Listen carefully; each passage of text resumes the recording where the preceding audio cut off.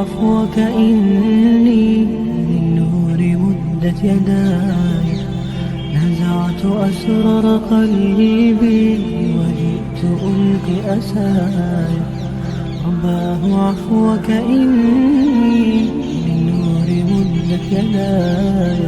अस्सलाम वालेकुम guys, welcome back to my channel. तो इस वक्त सुबह के तकरीबन 8 बज रहे हैं और आज मैं देने वाली हूँ अपनी टेरेस गार्डन का अपडेट कि अभी मेरे छत पे कौन कौन सी सब्जियाँ लगी हुई हैं। तो यूँ तो इसमें बहुत सारी पुरानी सब्जियां हैं, लेकिन कुछ नए सीड भी मैंने डाले हैं, उसका अपडेट हम आपको इंशाल्लाह देंगे। और कुछ सीड यहाँ पे हम आज लगाने वाले भी हैं। तो यहाँ पर ये सारी सीड हैं जिसको हम आज यहाँ पे लगाएंगे इंशाल्लाह। तो आप देख सकते हैं आलू, और इस वक्त आलू लगाने का सीज़न है। नवंबर अच्छा महीना होता है आलू लगाने का, और आपके पास जो भी पुरानी आलू है उसी से आप लगा सकते हैं। और यहाँ पर कुछ और सीड हैं उसको लगाएंगे, और साथ ही साथ यहाँ पे लहसुन और प्याज को भी लगाएंगे। तो इसको लगाने से पहले चलिए चलते हैं ऊपर। तो वीडियो में आगे बढ़ने से पहले मैं आपको बताती चलूँ कि इसके पहले मैंने अपने टेरेस गार्डन पे देसी सीड डाली थी, यानी कि जो भी मैंने यहाँ पे सब्जियों के बीज डाले थे वो सब देसी थे। तो मुझे ऐसा लग रहा था कि शायद वो अच्छी नहीं है, लेकिन अभी मैं लास्ट मंथ यानी कि अक्टूबर के लास्ट वीक में मैं गई थी जहाँ से मैंने सीड लाया था। उन्होंने मुझे बताया कि जो भी देसी सीड होती है ना, वो देर से सब्जियाँ देती हैं, वो बहुत ज़्यादा देती हैं। तो सीरियसली ऐसा ही हुआ, और मुझे जो है अब देसी सीड बहुत ज़्यादा पसंद आई, और मैं इंशाल्लाह आगे जो भी यहाँ पे सब्जी लगाऊंगी ना, देसी सीड ही डालूंगी, क्योंकि उसका रिजल्ट बेहतरीन था। लेकिन थोड़ा सा टाइम टेकिंग था, और जो हाइब्रिड वाली बीज होती है ना, वो बहुत जल्दी जो है आपको सब्जियां देने लगती हैं। तकरीबन 3 महीने के अंदर आपको सारी सब्जियां मिलती हैं, लेकिन जितनी तेजी से वो सब्जियां देती हैं ना, उतनी तेजी से वो खत्म भी हो जाती हैं। तो खैर आप देख पा रहे होंगे कि यहाँ पर कुछ नए ग्रो बैग और शामिल किया है मैंने। तो हुआ ये कि जितनी भी मेरी बेल की सब्जियां होती हैं ना, उनको नीचे लगाने में मुझे बहुत ज़्यादा प्रॉब्लम होती है, क्योंकि कोई भी ऐसी चीज़ नहीं है जिसके सहारे से हम उनको ऊपर चढ़ा सकें। तो मैंने ये डिसाइड किया कि यहाँ पर कुछ और ग्रो बैग हम रखते हैं, ताकि इस रेलिंग के ज़रिए से हम उनको सहारा दे सकें, और जो सब्जियां नीचे की तरफ लटक जाएंगी उनको हम सीढ़ी के थ्रू तोड़ लेंगे, और जो आगे मुझे दिखेंगे उसको हम ऐसे ही तोड़ लेंगे। तो जितने भी किचन के यहाँ पर फल सब्जी के छिलके निकलते हैं उससे मैं इसको भरने वाली हूँ, और साथ ही साथ मेरे गार्डन से जो भी यहाँ पर पत्तियाँ निकलती हैं, जैसे अभी टमाटर ख़त्म हो जाएगा और भिंडी ख़त्म हो जाएगी, तो उसके जो भी डालियाँ पत्तियाँ निकलेंगी सब इसमें हम कलेक्ट करते जाएंगे। और ये पहले मैंने रखा था, अगर आपने नोटिस किया हो तो हमारे छत पे तकरीबन 7 से 8 बाल्टी रखी थी, और उन सब में ये सारे मैंने कलेक्ट करके रखे थे। तो तकरीबन यहाँ तक हम इसको इन्हीं सारी चीज़ों से फिल करने वाले हैं इंशाल्लाह, और थोड़ी सी जो जगह बचेगी उसमें हम मिट्टी ऐड करेंगे। कोई भी मिट्टी, कोई भी खाद हम बाहर से नहीं लाने वाले हैं, और जो भी हमारे नीचे गमले हैं उन्हीं से हम थोड़ी थोड़ी मिट्टी लेकर आएंगे और यहाँ पर इंशाल्लाह इसको फिल करेंगे। तो बहुत हल्का ये ग्रो बैग होने वाला है। और यहाँ पर जो लास्ट मंथ मैंने सीड डाली थी, जैसे इस लाइन में मैंने चुकंदर डाली थी, तो ये देखिए चुकंदर निकला हुआ है और बहुत प्यारे प्यारे इसके पौधे बन चुके हैं। और साथ ही साथ इसके पहले इसमें धनिया लगी थी, तो वो भी 1-2 पत्ती आ रही है, तो हम निकालेंगे नहीं, इसको भी ले लेंगे इंशाल्लाह। लेकिन इसके अलावा अगर घास वास निकलती है ना, तो उसको निकाल के आप ज़रूर फेंकें। ये वाली मूली जो मैंने लास्ट मंथ लगाया था, आपको दिखाया भी था, थोड़ी दूरी दूरी पे मैंने लगाया था, और अल्हम्दुलिल्लाह बहुत बेहतरीन इसका रिस्पांस है। फिलहाल ये वाली रो है हमारी गाजर की, और इसको मैंने डाला है अक्टूबर के लास्ट वीक में, यानी कि मुझे लगता है कि 30 तारीख के आसपास मैंने इसको डाला है।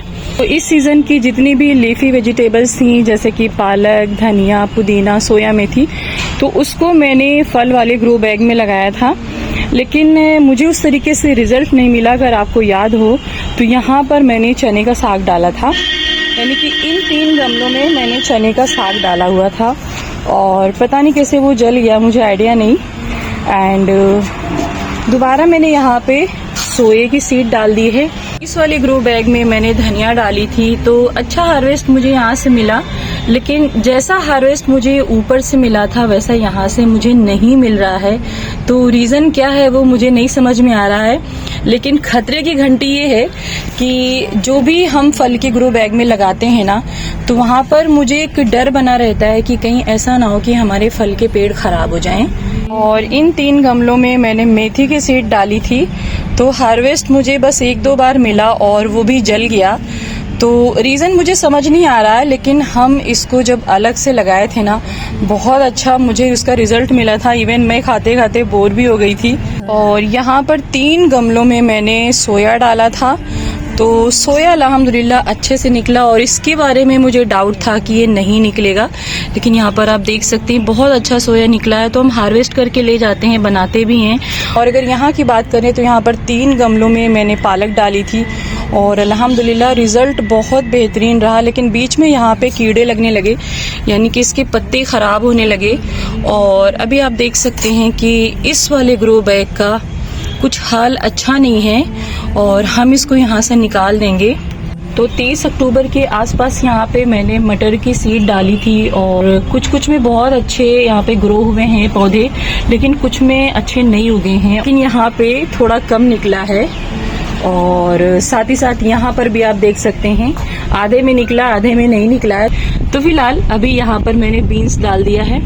तो इसके पौधे मैंने बनाने की कोशिश किया, तकरीबन 20-25 सीड थी, लेकिन यहाँ पर हमारे सिर्फ 3 ही पौधे बन पाए हैं और इंशाल्लाह इसमें ही बरकत हो। तो इस वाली रो को मैंने छोड़ा था ब्रोकली और कॉलीफ्लावर के लिए, तो मैंने यहाँ पे लगाया भी। लेकिन लगाने के बाद उसी हफ्ते में बारिश बहुत हुई 1-2 दिन, और लगभग जो है यहाँ पे जितने भी पौधे थे वो मर गए और कुछ ही पौधे यहाँ पे बचे हुए हैं। तो यहाँ पर आप ब्रोकली देख सकते हैं, ये माशाल्लाह बहुत अच्छे से ग्रो कर रही है। और अगर आपको याद हो तो मैंने लास्ट ईयर अपनी ब्रोकली की हार्वेस्टिंग आपसे शेयर किया था। इसी लाइन में तकरीबन 9 ग्रो बैग में मैंने ब्रोकली लगाई थी। तो इस बीच मैंने गांठ गोभी भी लाया, तो पत्ता गोभी के लगभग मैंने 10 पौधे लगाए, लेकिन बहुत कम यहाँ पे बचे। मुझे लगता है कि 5 से 6 बचे हुए हैं। और साथ ही साथ इस तरफ मैंने मटर की सीड डाल दी थी, लेकिन अच्छे से यहाँ पर ग्रो नहीं हो रही है। तो और ये वाली जो रो है इसमें मैंने मिर्ची लगाए थे, और पहले तो मैंने खुद पौधे बनाने की कोशिश किया, बन भी गए थे, लेकिन बारिश बहुत ज़्यादा हुई जिसकी वजह से सारे पेड़ गल गए थे। फिर मैंने नर्सरी से लाके जो है यहाँ पे लगाया। तो नर्सरी में अगर आप पौधे लेने जाते हैं तो आपको एक पौधा तकरीबन 5 रुपए का मिलेगा, लेकिन अगर आप शिमला मिर्च का पौधा लेते हैं तो 10 रुपए का आपको एक पौधा मिलेगा। कुछ पौधे जो मैंने लगाए थे उसमें से हमारे कुछ मिर्ची के पौधे बच गए थे और ये बहुत अच्छा ग्रो कर रहा है माशाल्लाह। और इसमें देख सकते हैं आपकी छोटी छोटी सी मिर्चियां भी आ रही हैं। और ये वाली सीड मैंने बीच में डाली थी और ये भी माशाल्लाह बहुत अच्छी ग्रो कर रही है। तो ये वाली रो है हमारी भिंडी की, आपने बहुत बार इसको देखा। तो तकरीबन 9 से 10 केजी तक तो मैंने यहाँ पे ध्यान दिया कि हाँ इतनी मुझे लगभग भिंडी मिल गई है, लेकिन उसके बाद अल्हम्दुलिल्लाह मुझे लगातार भिंडी मिलती रही। और ये वाली रो है हमारी टमाटर की, इसको भी मैंने लगाया था जुलाई में और इसके पौधे मैंने खुद तैयार किए थे। और हालांकि बारिश बहुत हो रही थी, लेकिन फिर भी इसमें से बहुत सारे पौधे बच गए, क्योंकि जब आप खुद से पौधे बनाते हैं ना तो बहुत सारे उसमें पौधे बनते हैं। तो अगर कुछ उसमें से मर भी जाते हैं ना तो बहुत सारे आपके पास बच भी जाते हैं। तो इसलिए हम कहेंगे कि अगर आपको बैगन या मिर्ची या टमाटर के पौधे अपने घर में लगाने हैं ना तो सीड जो है खरीदिए और पौधे खुद रेडी करिए, क्योंकि अगर आप खरीद के लाएंगे ना तो उसमें बहुत सारा नुकसान होने वाला है। वैसे आपको नर्सरी में तकरीबन एक पौधा टमाटर का 5 रुपए का मिल जाएगा, लेकिन वहाँ पर जो मिर्ची के पौधे थे मैंने तकरीबन 150 रुपए में बहुत सारे, तकरीबन मुझे लगता है कि 20-25 पेड़ थे, उसमें 5 पेड़ शिमला मिर्च के थे जो कि नहीं बच पाए। तो दुख होता है ऐसे में, लेकिन अगर आप खुद बनाते हैं ना तो अगर उसमें कुछ मर भी गए तो कोई प्रॉब्लम नहीं। तो यहाँ पर माशाल्लाह टमाटर बहुत भर भर के आए हैं। यहाँ पर मैंने इनको सहारा भी दिया। जब टमाटर बहुत अच्छी क्वांटिटी में निकल आते हैं ना तो अगर आपने सहारा भी दिया है ना तो भी ये जो है बहुत ज़्यादा भारी हो जाते हैं और संभाल नहीं पाते हैं, और इस तरीके से पेड़ हमारे डिसबैलेंस होने लगते हैं। तो मैंने बहुत कोशिश किया कि यहाँ पर इसको हम संभालें, लेकिन ये जो है लुढ़क पुढ़क गया। अगर इसके साथ हम ज़्यादा छेड़छाड़ करेंगे ना तो पौधा हमारा टूट जाएगा और बहुत सारा हमारा नुकसान हो जाएगा। क्योंकि टमाटर बहुत अच्छे निकले हुए हैं माशाल्लाह यहाँ पे। तो ये वाली रो मैंने लगाया जुलाई के मंथ में, लेकिन यहाँ पर एक रो मैंने और लगाया और मुझे लगता है कि इसको मैंने लगाया है सितंबर के आसपास। तो इसमें भी आप देख सकते हैं कुछ पौधों में बहुत अच्छे टमाटर आए हैं, काफ़ी बड़े बड़े साइज के टमाटर आए हैं। और ये वाली रो हमारी बैगन की है। तो बैगन को भी मैंने जुलाई के मंथ में लगाया था, खुद ही मैंने पौधे रेडी किए थे यहाँ पे। तो फिलहाल अब वक्त है इन सारे सीड को डालने की। तो मेरे पास अलग से कोई भी ग्रो बैग नहीं जिसमें इसको ऐड कर सके, क्योंकि अगर आप सेपरेटली हर एक सीड को अलग अलग ग्रो बैग में डालते हैं, अलग अलग से जगह देते हैं, तो बहुत अच्छा वो रिजल्ट देते हैं और बहुत अच्छी ग्रोथ भी होती है। लेकिन इतने सारे ग्रो बैग होने के बावजूद भी मेरे पास अभी जगह नहीं है कि इसको हम अलग से जगह दे सकें। तो पहले जब ऊपर लगाया था तो रिजल्ट बहुत अच्छा था, तो इसको हम टमाटर वाली रो में जगह देने की कोशिश करेंगे और देखते हैं इसका रिजल्ट कैसा होता है। वैसे आपको देख के अंदाजा हो गया होगा कि इसमें कौन कौन सी सीड है, लेकिन एक दो सीड आपको नहीं समझ में आ रही होगी, क्योंकि मैंने भी पहली बार इसको देखा और मुझे तो यकीन ही नहीं हो रहा था। जैसे ये वाली सीड जो है हमारी प्याज की है। तो वैसे आप प्याज आपके जो घर में है ना उसको भी लगा सकते हैं, छोटे छोटे साइज़ के प्याज। उसमें जो है इस सीज़न में हरेरी थोड़ा सा पत्तियां निकलने लगती हैं, तो आप उसको लगा सकते हैं। लेकिन अगर आप चाहते हैं कि सीड से डालें ना, तो आप देख सकते हैं ये है सीड, और देख के बिल्कुल नहीं लग रहा कि हाँ ये प्याज की सीड है। तो इसको जब भी आपको लगाना हो एक रात पहले इसको भिगा दीजिए ताकि अच्छा रिजल्ट आपको मिले। तो चलिए इसको लगाना हम स्टार्ट करते हैं। तो चलिए जी, ये वाली रो है हमारी टमाटर की और इसके नीचे हम यहाँ पे जो भी सीड लेकर आए हैं उसको डालने की कोशिश करते हैं और अल्लाह से दुआ करते हैं कि इंशाल्लाह इसकी ग्रोथ अच्छी हो और मुझे यहाँ से हार्वेस्ट अच्छा मिले। तो टमाटर एक ऐसा पौधा है कि वो तो बढ़ के ऊपर चला जाता है और नीचे आपकी जगह खाली रहती है। तो इस तरीके से आप जो है उस जगह का यूज़ कर सकते हैं। तो वैसे हम कोशिश करते हैं कि अलग अलग सबको लगाया जाए, लेकिन छत चाहे जितनी बड़ी हो, ग्रो बैग आपके पास चाहे जितना ज़्यादा हो, लेकिन सब्जियां इतनी है ना कि जगह कम पड़ जाती है। तो यहाँ पर आप मिट्टी की पतली लेयर डाल दें, बहुत ज़्यादा इसको नहीं दबाएं, क्योंकि सीड के हिसाब से आपको उसको मिट्टी के नीचे दबाना पड़ता है। अगर सीड बहुत छोटी है ना तो आपको बहुत थोड़ी उसके ऊपर मिट्टी डालनी पड़ती है। तो प्याज की सीड डालने के बाद यहाँ पर इसके साइड में हम डालेंगे लहसुन और इसके बाद डालेंगे यहाँ पे हम मेथी।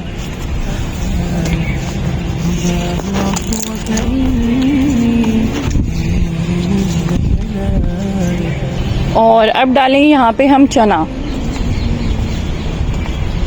तो इसको हम मिट्टी से बाद में ढकेंगे, पहले यहाँ पे डाल देते हैं सारे। चने का साग उगाना बहुत इजी है। आप इसको अक्टूबर के मंथ से स्टार्ट कर सकते हैं लगाना। मैंने सितंबर के लास्ट वीक में डाला था तो रिजल्ट ठीक ठाक था, लेकिन बस फल वाले ग्रो बैग में लगाने की वजह से इतना हार्वेस्ट मुझे नहीं मिला। और यहाँ पर जो ग्रो बैग और बचे हुए हैं उसमें डाल देते हैं धनिया।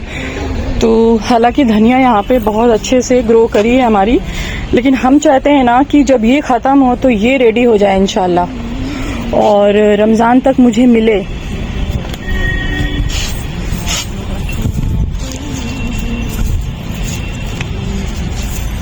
मिट्टी की लेयर थोड़ा सा चढ़ाएंगे और साथ ही साथ यहाँ पर पानी भी देंगे।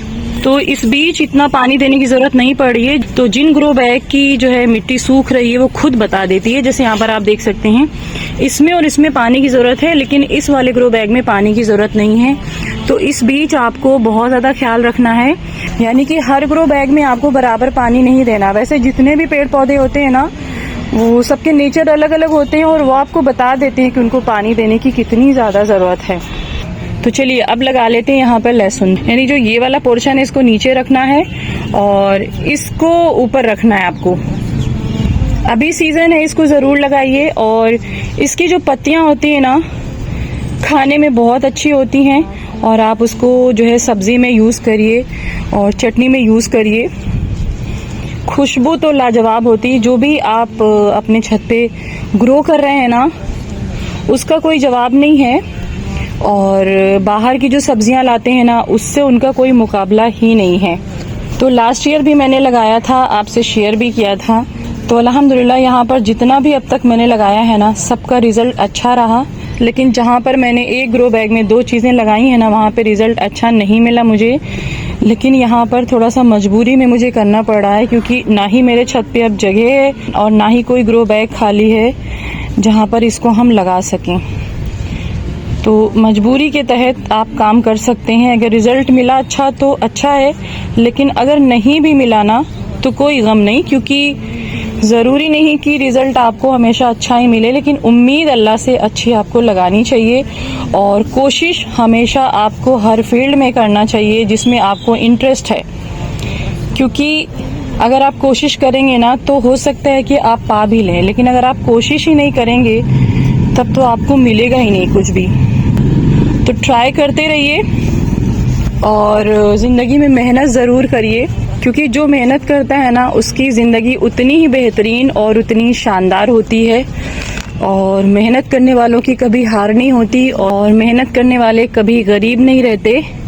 यानी कि मेहनत करेंगे तो आपकी ज़िंदगी बदल जाएगी इंशाल्लाह और आप हर वो चीज़ पा सकते हैं जिसका आपके पास शौक़ है। तो ख्वाहिशें पालिए, यानी कि सपने देखिए और कोशिश करिए कि वो सपने आपके साकार भी हों, क्योंकि खाली सपने देखने से कुछ नहीं होता है। कोशिश आपको करना है कि वो सपने आपके पूरे भी हों इंशाल्लाह। तो पहले रख लेते हैं सारे ग्रो बैग में तकरीबन 4 से लेके 5 पीस, के बाद में इसको मिट्टी के नीचे दबाएंगे।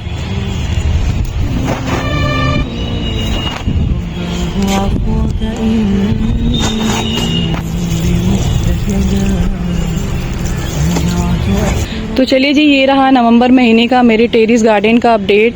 तो जो भी पुरानी सब्जियां लगी थी उसका भी मैंने आपको अपडेट दिया, और जो आज मैंने इस वाली रो में लगाया, यानी जो भी सब्जियों की सीड मैंने डाली है उसको भी आपके साथ मैंने शेयर किया है। तो अगर आप भी चाहते हैं अपनी टेरेस गार्डन पे इस तरीके से सब्जियां लगाना तो अच्छा समय है, आप ज़रूर उगाइए। और आपकी जो छत खाली पड़ी है ना उसका यूज़ करिए।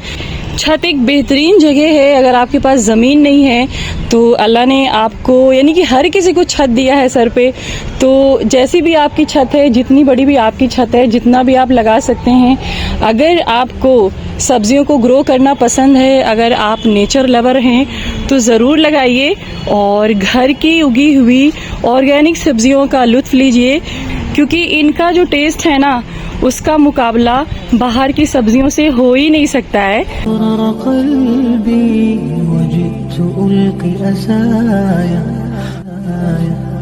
रब्बाहु अफ़्वक